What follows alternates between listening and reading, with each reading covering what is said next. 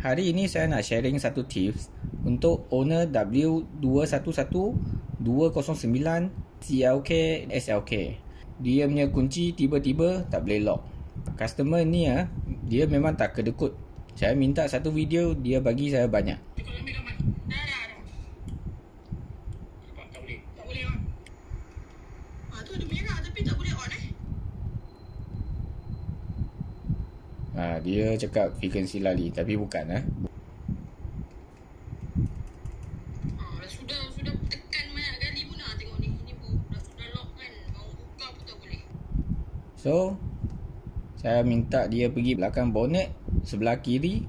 Sini dalam ada satu fuse yang 7.5, yang merah punya, yang ini. Cabut keluar, tengok dia ada putus ke tidak. Kalau sudah putus, tukar satu baru punya. Kalau tukar baru punya masuk balik, dia pun putus, wiring sudah ada masalah.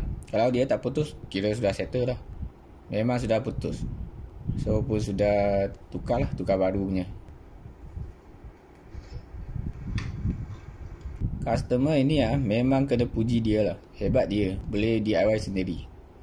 Ini macam. Okey, siap.